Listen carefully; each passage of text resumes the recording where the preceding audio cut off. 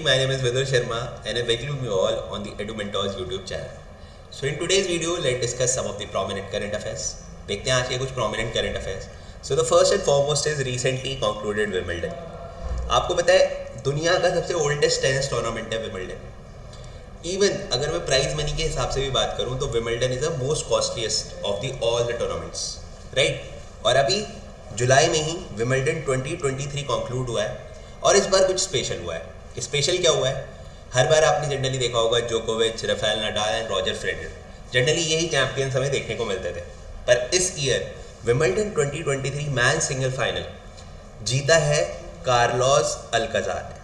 तो Carlos Alcaraz बीटेड 4 time defending champion Novak जोकोविच. Novak जोकोविच is currently the number 1 tennis player और इन्हें हराया है मात्र 20 साल के 20 इयर्स के स्पेन के एक प्लेयर ने जिनका नाम है कार्लोस अल्काराज, राइट? तो this is very important, you have to remember, right? You can also see the image, right?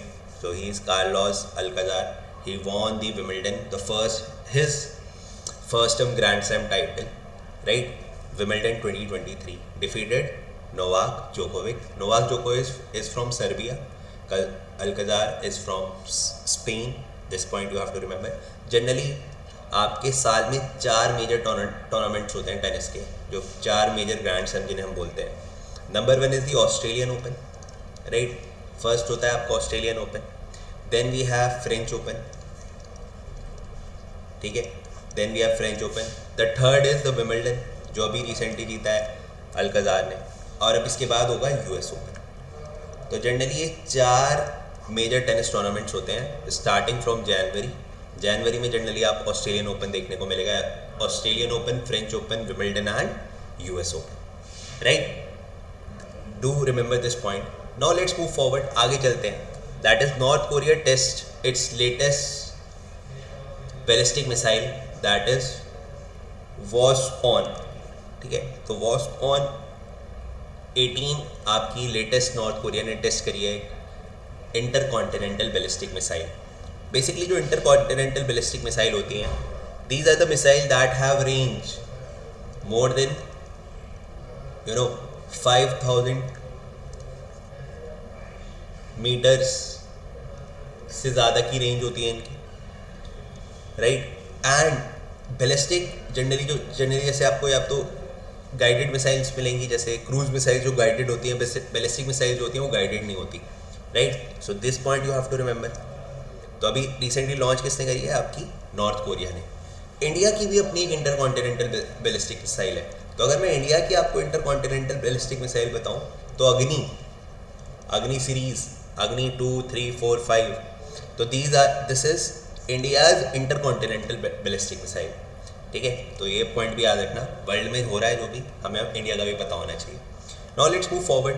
Next is India Myanmar Thailand trilateral highway.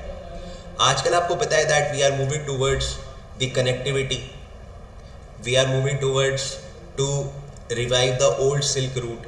तो उसी कंटेक्स्ट में we have launch India Myanmar Thailand trilateral highway. तो आपका ये India में north eastern state Mizoram से आपका start होगा. Then it will go towards Burma और Myanmar. The capital of Burma, Naypyidaw, is on that highway. Then from here, it will move towards Thailand, right? So this point you have to remember. This will help you in what? This will help you, Indian and these country to build their connectivity. Also, you have to remember this point. There is one organization named as BIMSTEC, right? So BIMSTEC, you have to remember that is bay of Bengal initiative for multi sector technical and economic corporation.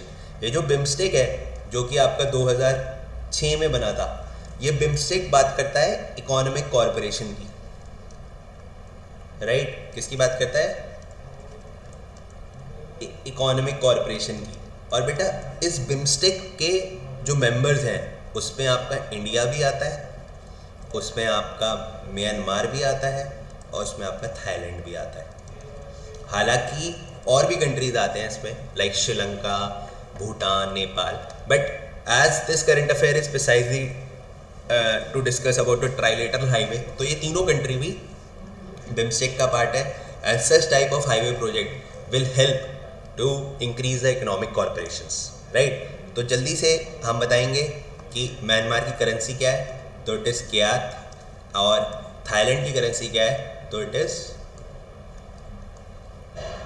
बैथ, right. तो baht and kyat is the currency of Thailand and Myanmar, right. India की rupee आपको पता ही होगी। Now let's move forward, आगे चलते हैं। That is India extend UPI payment to France empowering Indian tourists. This is very important. Recently, you know that PM Modi visited France, right? तो 14 जुलाई को जो वहाँ पर बेस्ट स्टाइल डे होता है, तो वहाँ पर PM मोदी जी को गार्ड ऑफ ऑनर मिला था, और वहाँ पर पहली बार Indian tri service, right, Indian tri service contingent को भी आपका शो किया गया था, राइट। तो इंडियन ट्राई सर्विस कंटिजेंट ने पार्टिसिपेट किया था। उसी कंटेक्स्ट में जो हमारा यूपीआई है, that is unified payment interface, तो India extend UPI payment to France also. अब इससे फ़ायदा होगा जो इंडियन टूरिस्ट जाएंगे, तो वहाँ पर दे कैन एक्सेप्ट इंडिया का आराम से पेटीएम वगैरह UPI payment they can use. This is very important thing. इसी के साथ आपको ये याद रखना है दैट द फर्स्ट कंट्री जिसने यूपीआई पेमेंट एक्सेप्ट करना स्टार्ट करा था, यूपीआई को स्टार्ट करा था इंडिया के साथ, दैट इज़ सिंगापुर। तो सिंगापुर में आपका स्टार्ट हुआ था।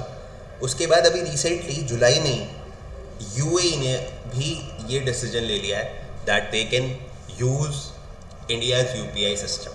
सो this is a important thing, you have to remember. The capital of France is Paris, right. Now let's move forward to the next current affair. तो ये थोड़ा सा और इसे थोड़ा डिटेल में देख लेते हैं। Since Inception UPI has steadily expanded it's reach globally through the strategic partnership. याद रखना यूपीआई जो है 2016 से इंडिया में स्टार्ट हुआ है, that is unified payment interface, है ना। और यूपीआई आता है National Payment Corporation of India के under, right. National Payment Corporation of India 2008 में बॉडी बनी थी, that is regulated by RBI, right? So this point you have to remember, and UPI has steadily expanded its reach globally through strategic partnership. France is the latest addition, but after France, UAE also become the member, right? Prior to this agreement, UPI had already established itself in the country like Singapore. As I said, that Singapore is the first country, right, to accept the UPI. After them, there is Bhutan, Nepal, and UAE, right? So this point you have to remember. चलते हैं बेटा आगे to the next current affair. Japan becomes second Quad partner to sign semiconductor pact with India. This is very important. See, there is a grouping called as Quads, right? Quad grouping की शुरुआत कहीं ना कहीं 2006 में हुई थी, पर एक तरीके से होता है ना, ग्रुप को जो इम्पीटस मिलता है, उसको जो इम्पीटस मिलना शुरू हुआ वो अभी रिसेंटली 2020 के बाद से मिलना शुरू हुआ। Quad consists of 4 country, तो क्वाड्रिलेटर में 4 साइड्स होते हैं। In this way, Quads have 4 countries. One is the India, second is the Australia, third is the Japan, and fourth is USA. These are the 4 countries that are the member of Quad. So these are called as the Quad country, right? And they have made a significant move as India, Japan have solidified the partnership in signing the agreement to develop semiconductor ecosystem. ठीक है, ये बहुत important है। देखो semiconductor आपको पता है आज के समय में कोई भी डिजिटल अप्लायंसेज है, चाहे एलसीडी हो, मोबाइल फ़ोन हो, सब जगह सेमीकंडक्टर का यूज़ हो रहा है। और इंडिया में सेमीकंडक्टर प्रोडक्शन नहीं होता है, right. We don't have a perfect semiconductor chip production in India, that's why we are signing such type of pacts. With this pact we can increase the development of semiconductor chips itself in India, right. So that's why ये सारी चीज़ें हो रही हैं। Semiconductor आपने पढ़ा होगा, जिसकी कंडक्टिविटी आपका कंडक्टर और इंसुलेटर के बीच में लाया करती है। और the best part about semiconductor is जो कंडक्टर्स होते हैं, राइट, दैट इजीली जहाँ से इलेक्ट्रिसिटी पास हो जाती है। कंडक्टर से साथ प्रॉब्लम क्या होती है, जैसे जैसे टेम्परेचर बढ़ता है, जैसे जैसे रेजिस्टेंस बढ़ता है, वैसे वैसे टेम्परेचर बढ़ता है। लेकिन सेमीकंडक्टर में क्या होता है, जैसे जैसे रेजिस्टेंस बढ़ता है टेम्परेचर कम हो जाता है, तो इससे इनकी ड्यूरेबिलिटी अच्छी होती है. That's why semiconductor is the most usable thing in the digital appliances, right. अब आपने देखा है ना, काफ़ी टाइम तक हम लैपटॉप पे बैठे रहते हैं तब भी वो गर्म नहीं होते इतना जल्दी जैसे पुराने टाइम पे टीवीज वगैरह हो जाते थे, right. Now let's move forward to the next current affair. You can see this agreement also, right. तो जापान रिप्रेजेंटेटिव हैं and he is Indian representative. So just that you, by the pictures you can able to recall this current affair.